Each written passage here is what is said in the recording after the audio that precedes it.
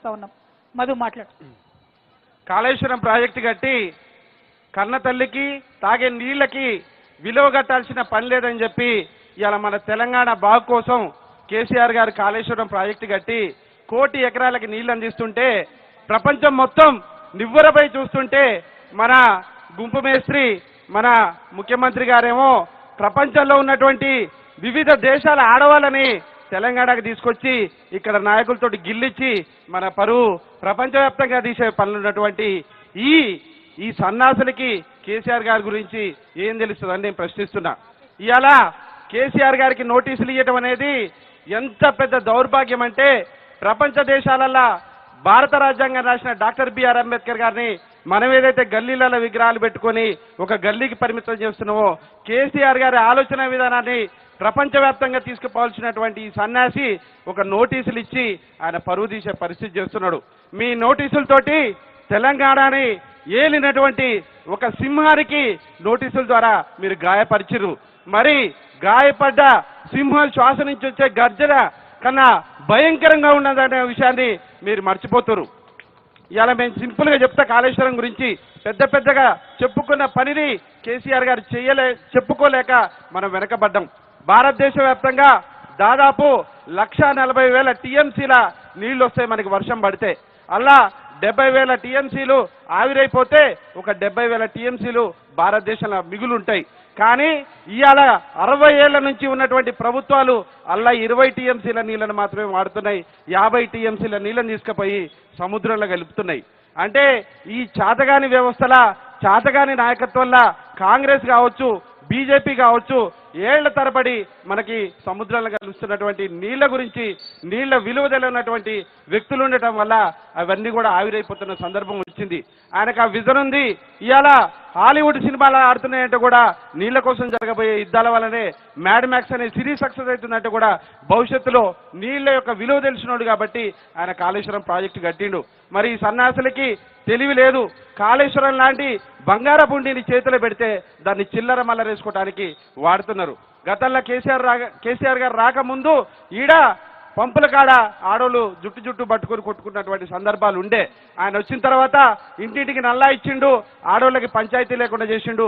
ఎవరి పనులల్లా వాళ్ళు ఆత్మగౌరవంతో సగౌరవంగా బతుకుతున్న సందర్భాల మరి రేవంత్ రెడ్డికి 2 ఆడోళ్ళు కలిసి ఉంటే ఇష్టం ఉండదేమో ఫ్రీ బస్సు పెట్టి జుట్లు బస్సులలో పట్టుకొని తలకాయలు బల కొట్టుకునే దాకా చేసే పరిస్థితులు చేస్తున్నారు. వీళ్ళకి ఒక విజన్ లేదు, ఒక ఆశ లేదు, ఒక భవిష్యత్తు మీద భరోసా లేదు. మరి చెట్టు ఒకటైతే విత్తనం ఒకటైతుందా? కవితకు ఒప్పుకుంటుందా? చెప్పాలా?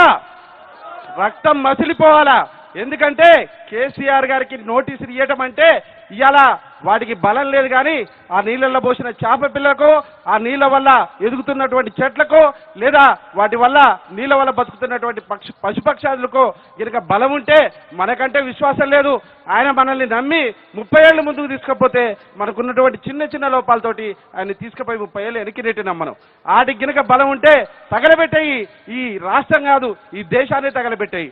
అట్లాంటి మహోన్నతమైనటువంటి వ్యక్తిని ఆయన వారసత్వాన్ని మళ్ళీ బలంగా తీసుకుపోగలిగే నాయకత్వం కవితకు ఉంది.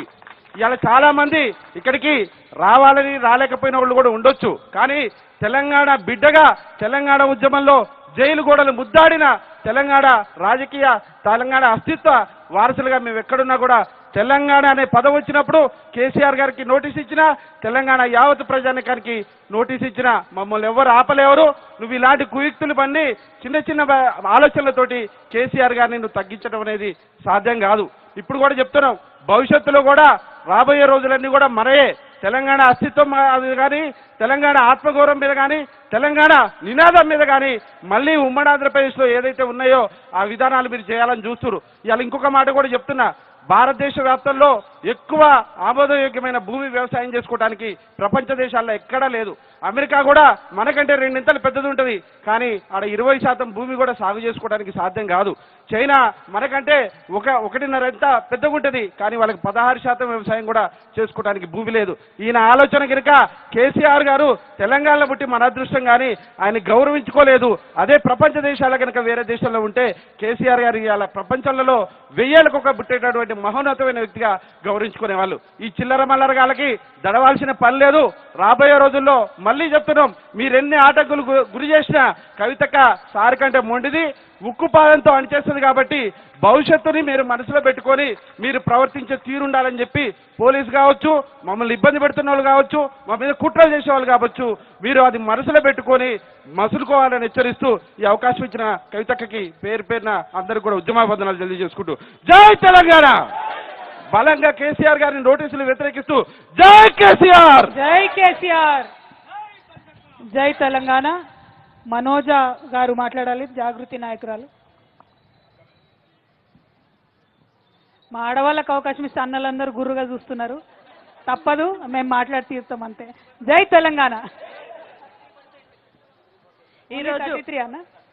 ఈరోజు తెలంగాణ జాగృతి ఆధ్వర్యంలో కవితక్క గారి అధ్యక్షతన నిర్వహిస్తున్న ఈ ధర్నాకి ఇంత పెద్ద ఎత్తున విచ్చేసిన మా అన్న తమ్ముళ్ళకి, అక్క చెల్లెళ్ళకి పేరు పేరున తెలంగాణ ఉద్యమాది వందనాలు తెలియజేస్తున్నాను. ఈరోజు కాంగ్రెస్ ఏదైతే కాళేశ్వరం కమిషన్ పేరుతో కేసీఆర్ గారికి నోటీసులు ఇచ్చిందో అది నిజంగా కూడా తెలంగాణ మొత్తం ఖండిస్తున్నారు. ఎందుకంటే ఒకప్పుడు తలాపున పారుతుంది గోదావరి, మన నీరు మన చెలుక ఎడారి అని పాడుకునే వాళ్ళం. నా చిన్నతనంలో ఎక్కడ చూసినా ఒక పంట, ఒక సంవత్సరానికి ఒక పంట తీయాలన్నా కూడా ఎంత కష్టపడ్డారో మా తాతలు, మా అమ్మమ్మలు చూసినాం కళ్ళతోని. ఆ రోజు బాగా ఎదుర్కొన్న వాళ్ళము. ఈ రోజు కేసీఆర్ గారు కాలువలు, చెరువులు, కుంటలు, నదులు ఎక్కడ చూసినా కూడా నీళ్లు పారుతున్నాయి అంటే అది కేసీఆర్ గారు. దేశంలో ధాన్య ఉత్పత్తిలో ఎక్కడో వెనుకబడ్డ తెలంగాణ ఈ రోజు పంజాబ్ తర్వాత ధాన్య ఉత్పత్తిలో నెంబర్ 1 గా తెలంగాణను సాధించిన ఘనత కేసీఆర్ గారిది.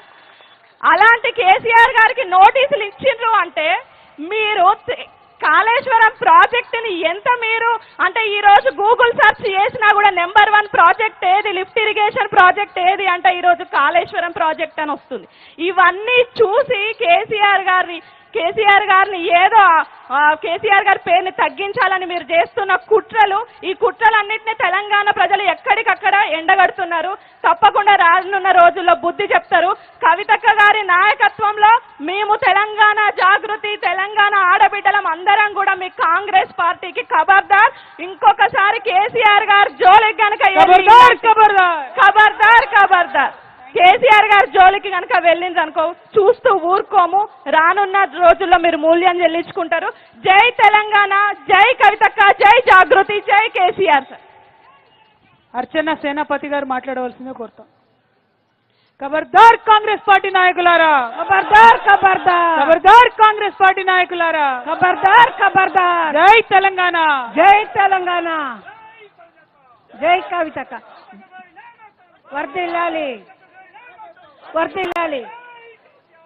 జై కేసీఆర్. అర్చన సేనాపతి గారు మాట్లాడారు. తెలంగాణ జాగృతి ఆధ్వర్యంలో, కవితమ్మ గారి ఆధ్వర్యంలో చేపట్టిన ఈ ధర్నాకు ఇంతమంది